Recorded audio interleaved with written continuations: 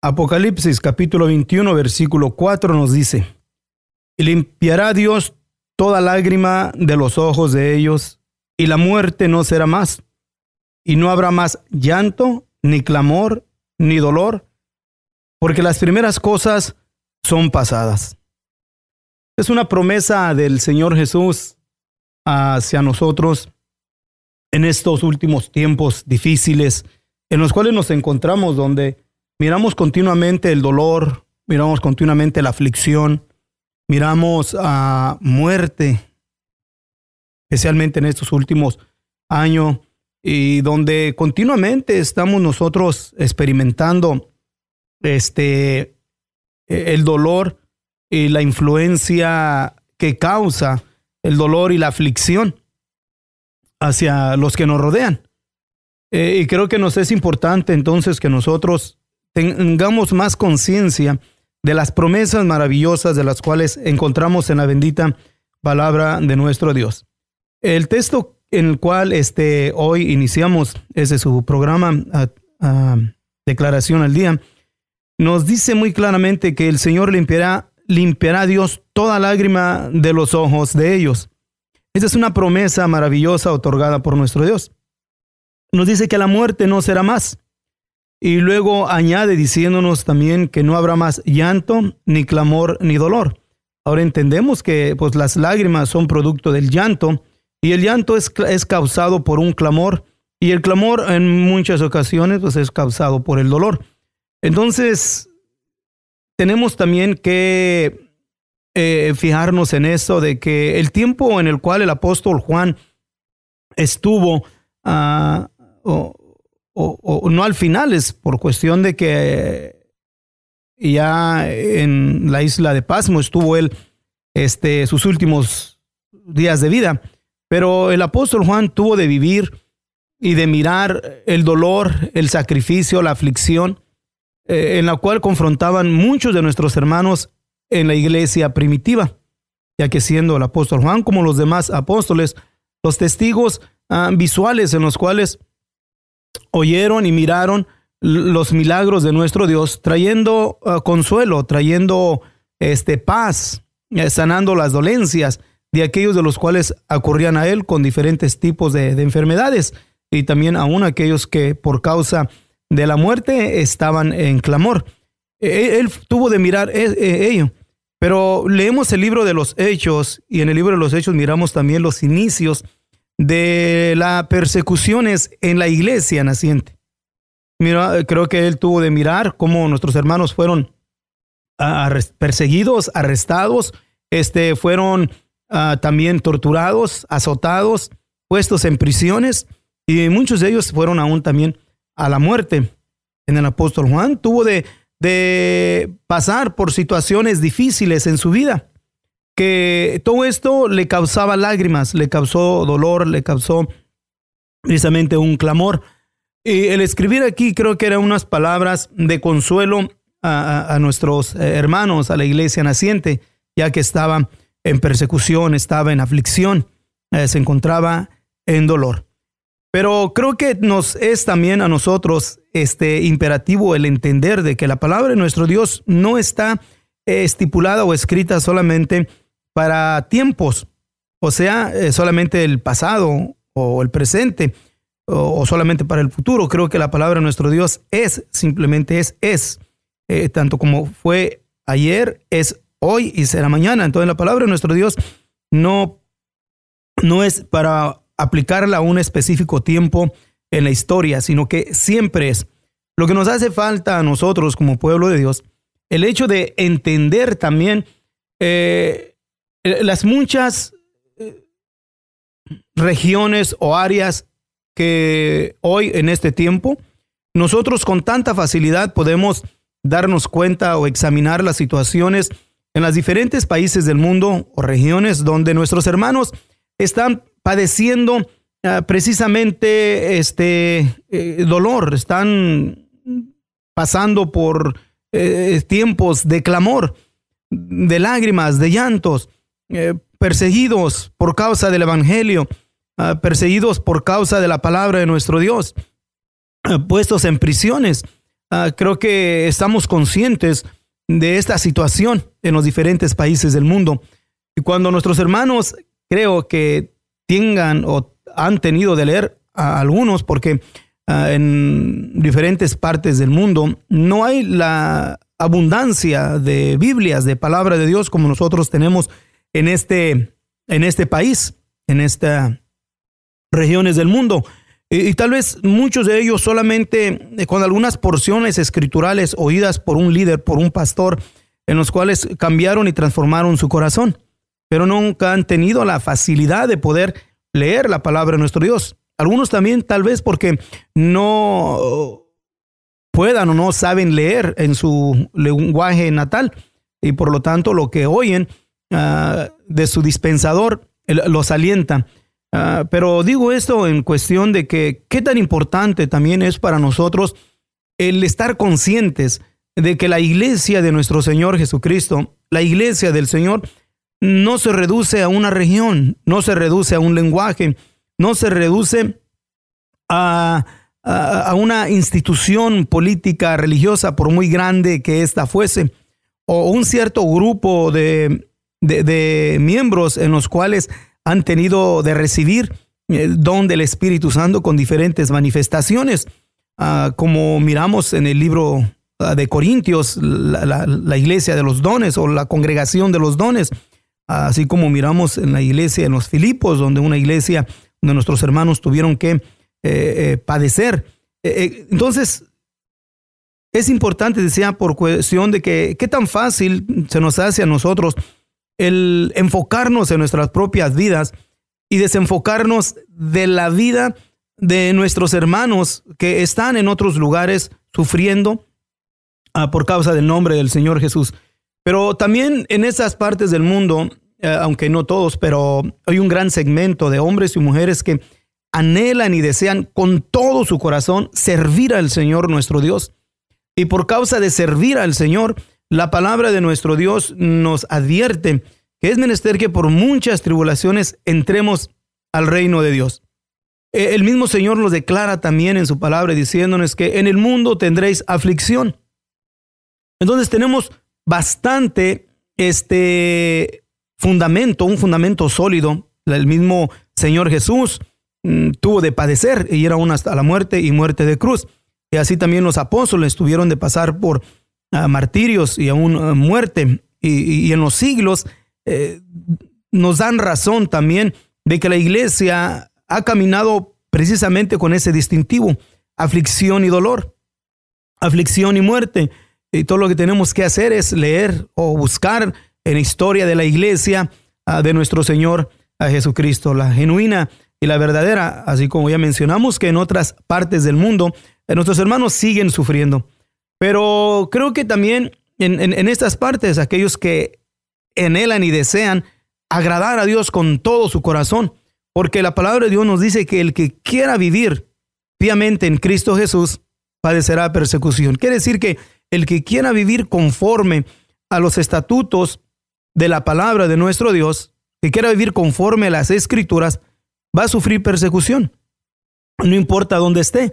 Y aún la misma Escritura nos dice que nuestros principales enemigos serán aún los de la propia casa, nuestro propio hogar, porque uno quiere vivir conforme a la bendita palabra de nuestro Dios. Pero queremos enfocarnos también en esto, en las promesas maravillosas de nuestro Dios, porque la palabra de Dios nos dice que Dios limpiará toda lágrima. Y claro, también menciona de las otras cosas maravillosas, y nos dice que limpiará toda lágrima y la muerte no será más. Pero no solamente es aquí en esta expresión donde el apóstol Juan lo está declarando, sino que miramos en el transcurso de todo el libro santo, donde encontramos las promesas maravillosas de nuestro Dios. Desde la antigüedad, por ejemplo, en Isaías, en el capítulo 25, versículo 8, la misma palabra nos declara que el Señor nos dice que Él destruirá la muerte para siempre. El Señor va a destruir la muerte para siempre, o sea, que la muerte no será más. Entonces es una promesa de Dios otorgada a nosotros para que nosotros nos afirmemos más en esta promesa por cuestión de que leímos en el versículo, primeramente, de que nos dice que el Señor limpiará todas lágrimas, pero entre las cosas que quiero empezar a declarar es que nos dice que la muerte no será más. Y tomar como bases y para afirmarlo aquí declarado por el apóstol Juan, es que en los diferentes tiempos y por diferentes hombres de Dios, diferentes profetas, fueron declarados precisamente esto, como leímos en Isaías capítulo 25 versículo 8, pero también en Oseas capítulo 13 versículo 14 nos dice: oh muerte, yo seré tu muerte. ¿Por qué? Porque el Señor Jesús es el que va a destruir con su muerte al que tenía el imperio de la muerte. Y en 1 Corintios capítulo 15 versículo 26 nos dice también que el postrer enemigo que será desechado será la muerte. Entonces, como miramos en la escritura de que la muerte va a ser quitada, o sea, la muerte no será más, conforme a lo que leímos en el libro de Apocalipsis capítulo 21 versículo 4. También el apóstol Pablo en 1 Corintios capítulo 15 versículo 54 nos dice que sorbida es la muerte con victoria.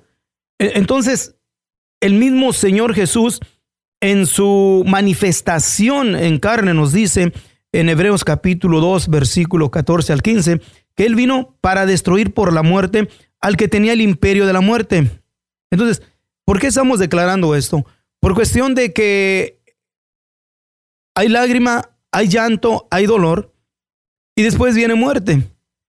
Nuestros hermanos que han orado y pedido al Señor Jesús por sanidad física, pero sin embargo no encuentran la sanidad y sin embargo van caminando poco a poco hacia el fin de sus días y llega la muerte. Y esto puede causar una desesperación, un desánimo, un desaliento a los seres queridos, a aquella esposa que su esposo partió con el Señor. Puede ocasionarle un desaliento, un desánimo y darle la espalda al Señor. Pero por eso es que una de las cosas importantes que debemos nosotros de saber, que la muerte no quiere decir fin, o sea, es el fin del todo, se acabó, sino que muerte en sí quiere decir separación, donde se separa el hombre interior, el hombre, el Hijo de Dios, de la materia, para pasar a estar a la presencia del Altísimo, a la presencia de nuestro Dios, lo que la Escritura llama como el tercer cielo o el paraíso, el seno de Abraham. Entonces hay una esperanza maravillosa para que nosotros nos enfoquemos en la esperanza de que la muerte en sí no es el fin del todo. Pero menciona también en el mismo versículo de que el Señor limpiará toda lágrima.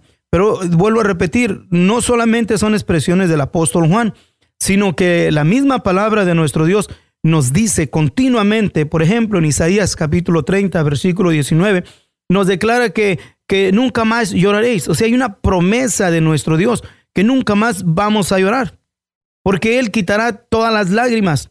Y en Isaías capítulo 60, versículo 20 nos dice que los días de tu luto serán acabados. Pero esto es una promesa otorgada por nuestro Dios.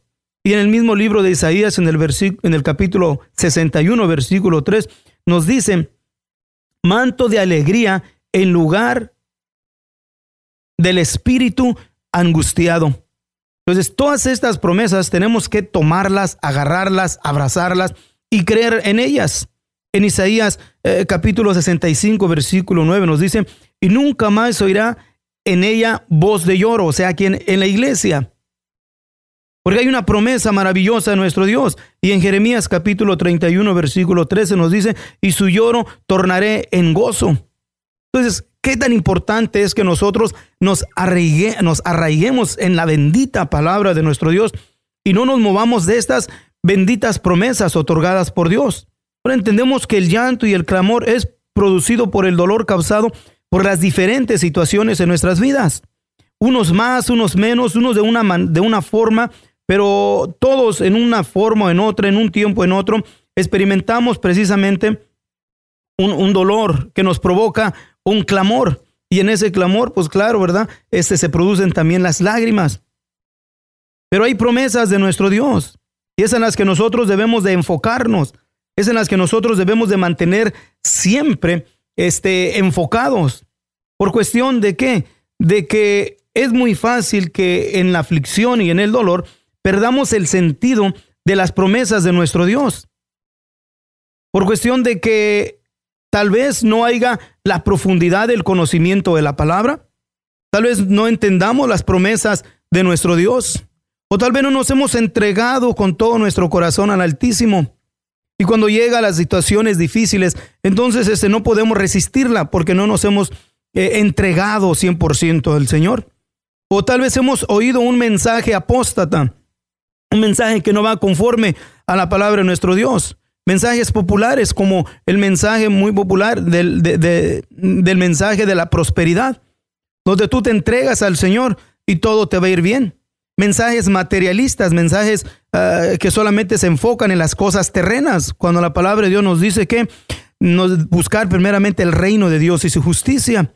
Pero como nuestra meta aquí como seres humanos es buscar siempre la felicidad y la prosperidad material, esos mensajes engranan con el deseo y el anhelo de nosotros como seres humanos.